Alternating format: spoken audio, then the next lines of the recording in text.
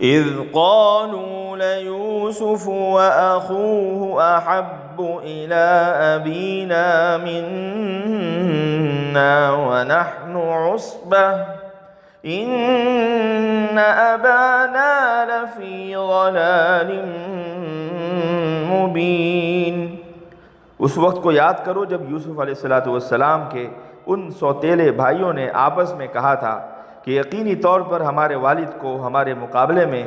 یوسف علیہ السلام اور ان کے حقیقی بھائی بنیامین سے زیادہ محبت ہے، حالانکہ ہم ان کے لیے ایک مضبوط جتھا بنے ہوئے ہیں۔ ہمیں یقین ہے کہ ہمارے والد کسی کھلی غلط فہمی میں مبتلا ہے۔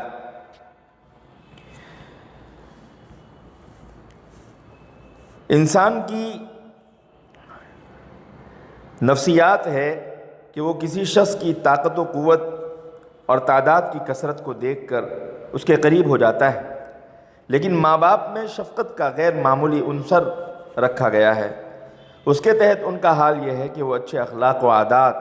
اور اولاد کی کمزوری اور اولاد کی ناطاقتی دیکھ کر اپنے بچوں کی طرف متوجہ ہوتے ہیں۔ اخلاق و عادات کی وجہ سے محبت پیدا ہوتی ہے اور کمزوری اور بیچارگی کی وجہ سے شفقت و رحمت کا دلی جذبہ ابھر جاتا ہے۔ حضرت یوسف علیہ السلام ان کے بھائی چونکہ اس وقت چھوٹے تھے اور ان کے اندر یہ ساری باتیں جمع تھیں، وہ اخلاق و عادات کے اعتبار سے بھی اپنے بھائیوں سے بہت زیادہ بہتر تھے اور کم عمر ہونے کی وجہ سے زیادہ توجہ کے مستحق بھی تھے۔ اس لیے حضرت یعقوب علیہ السلام کی پوری توجہ اپنے ان دونوں بیٹوں کی طرف زیادہ تھی۔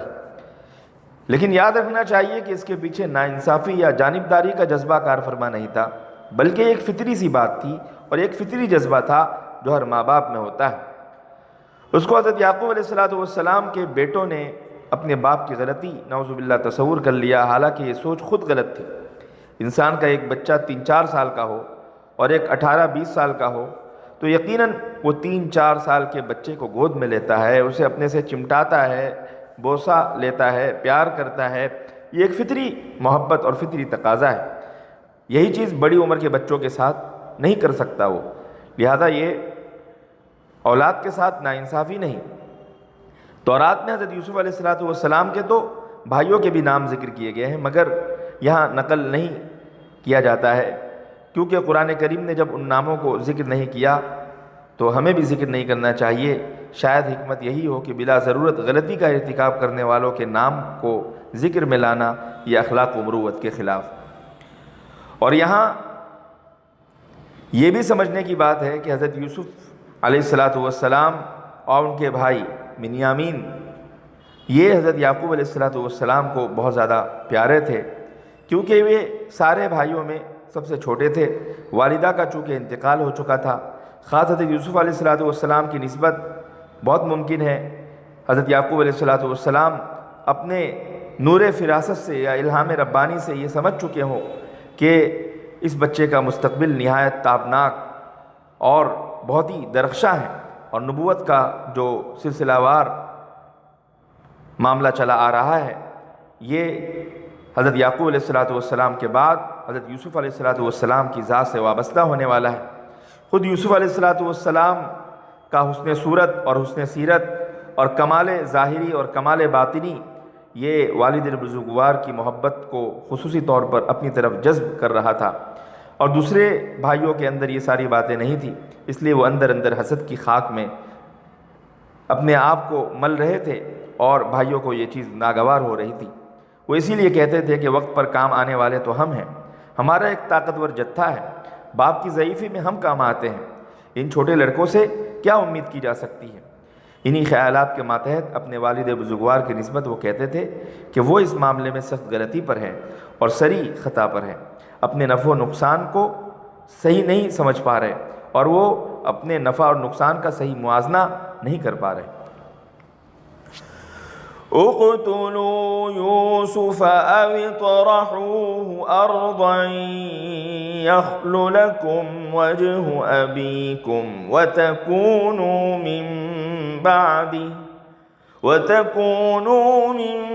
بعده قوما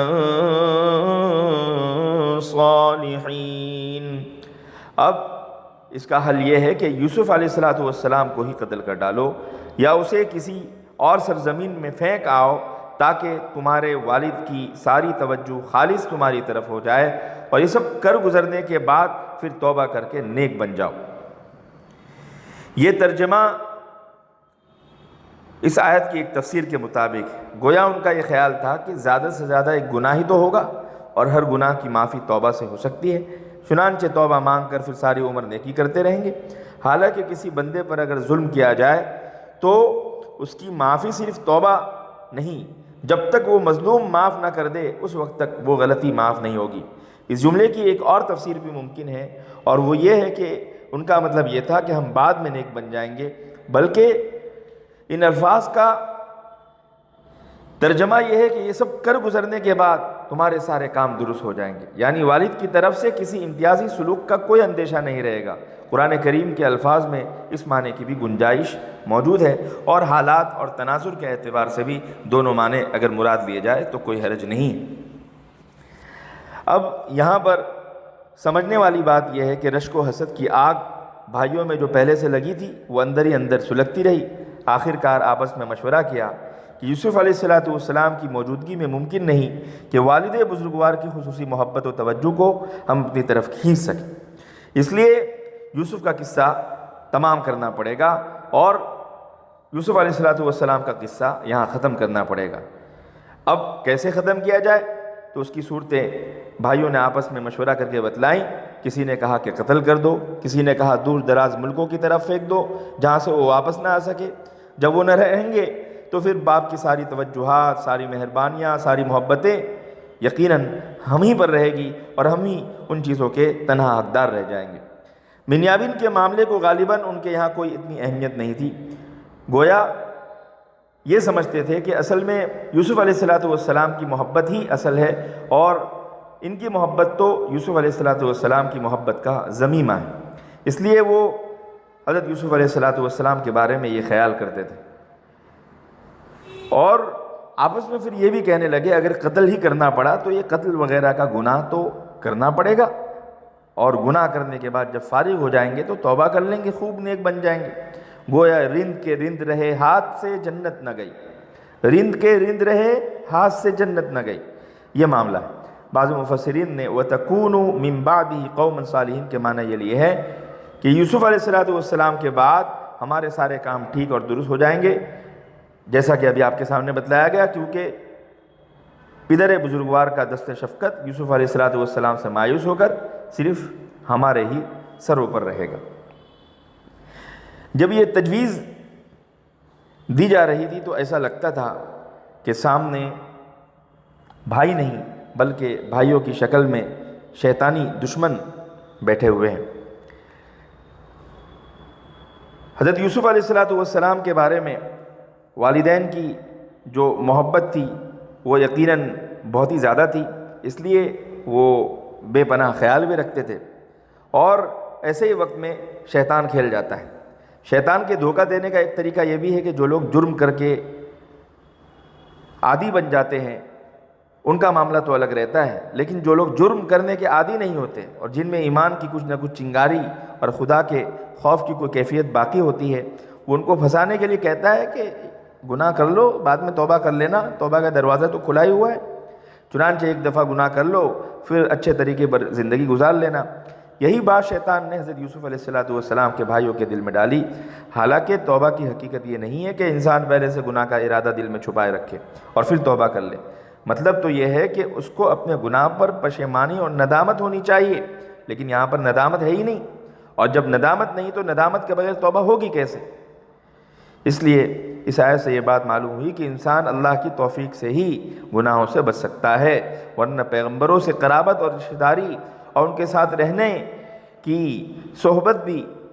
اللہ تعالیٰ کی توفیق کے بغیر گناہوں سے بچا نہیں سکتی۔